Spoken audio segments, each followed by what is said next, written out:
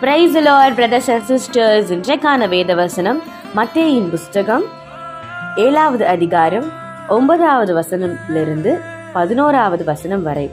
உங்களில் எந்த மனுஷனாலும் தன்னிடத்தில் அப்பத்தை கேட்கிற தன் மகனுக்கு கல்லை கொடுப்பானோ, மீனை கேட்டால் அவனுக்கு பாம்பை கொடுப்பானோ?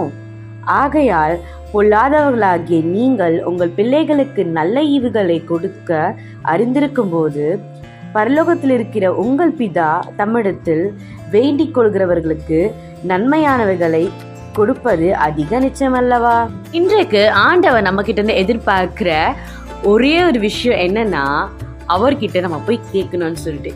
எப்படிப்பட்டவதைகளை நம்ம கேட்கலாம் அப்படின்னு பார்த்தா, நம்ம உலகத்தார் அப்பாவை எடுத்துக்கிட்டோம்னா நல்லதை மாத்திரமே அவங்க வாங்கி தருவாங்க, நல்லதை மாத்திரமே அவங்க கேட்பாங்க. இல்லைனா நமக்கு என்ன மாதிரி அடிவுலும் நமக்கே தெரியும். ஏன்னா நம்ம நல்லவங்களா இருக்கணுன்றதுக்காக தான் நம்மளை அடிப்பாங்க, நம்ம நல்லவங்களா இருக்கணுன்றதுக்காக தான் எல்லாமே நம்மளுக்கு பார்த்து பார்த்து செய்வாங்க.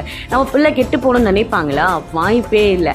ஆனால் அதே மாதிரி சாப்பாடாக இருக்கட்டும், நல்லதை மாத்திரமே சாப்பிட கொடுப்பாங்க, வாங்கிட்டு வருவாங்க. ஆனால் சில டைமில் வேறு வழியே நம்ம அழுது கேட்குறதுனால என்ன பண்ணிடுவாங்கன்னா, நம்மளுக்கு அந்த ஜங்க் லைக் சிப்ஸு அதெல்லாமே நமக்கு வாங்கி கொடுக்குறவங்களா இருப்பாங்க. மற்றபடி நம்மளுக்கு எதெல்லாம் நல்லதோ அதெல்லாம் நம்மளுக்கு செய்வாங்க இல்லையா?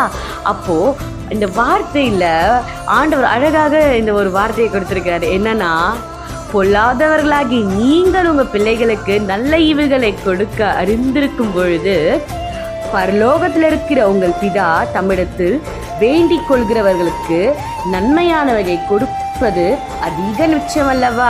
அப்போ நம்ம நன்மையான ஈவுகளை நம்ம கேட்கும் பொழுது ஆண்டவர் சொல்றாரு அதிகம் நிச்சயம் என்று. அப்போ ஆண்டவர்கிட்ட நம்ம நன்மையானதை எதை கேட்டாலும் நம்மளுக்கு தெரியும், கண்டிப்பாக தெரியும்.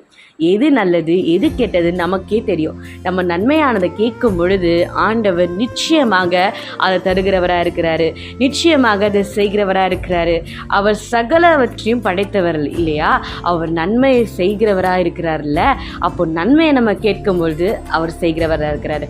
ஆனால் எப்போ செய்வார் அப்படின்னு பார்த்தோன்னா, நம்ம எல்லார்கிட்டையும் போயிட்டு நான் இந்த எக்ஸாமுக்கு ப்ரிப்பேர் பண்ணிகிட்ருக்கேன், ஆனால் என்னால் படிக்கவே முடியல, நான் இதை எப்படி தான் பாஸ் பண்ண போகிறேன்னு தெரியலன்னு எல்லார்கிட்ட போய் புலம்பிட்டு அதுக்கப்புறம் ஆண்டவர்கிட்ட ஆண்டவரே நான் என்ன பண்ண போகிறேன்னு தெரியலன்னு கேட்கக்கூடாது. ஆனால் எப்படி கேட்கணுன்னா, முதலாவது அவர்கிட்ட போய், அப்பா நான் இதை என்ன பண்ண போகிறேன்னு தெரியல இசப்பா, நான் எப்படி இந்த எக்ஸாம் பாஸ் பண்ண போகிறேன்னு தெரியல, எனக்கு படிக்கும் போது ரொம்ப டிஸ்ட்ராக்ஷன்ஸ் இருக்குது, நிறைய இருக்குது, ஆனால் எனக்கு எப்படியாவது நீங்கள் என் கூட இருந்து இதை நீங்கள் செய்யுங்கப்பா நம்ம சரண்டர் பண்ணும்போது அவர்கிட்ட முதலாவது போய் நம்ம ஒரு ஆஜராயிடும் போது அவர் என்ன பண்ணிடுறாரு தெரியுமா? முதலாவது நம்ம பிள்ளை நம்மக்கிட்ட தான் கேட்டிருக்கு, அப்போ நம்ம என்ன பண்ணணும்? நம்மளுக்கு அதை செஞ்சு கொடுக்கணும், நிச்சயமாகவே அதை செஞ்சு கொடுக்கணும். ஏன்னா அது நன்மைகள் தானே.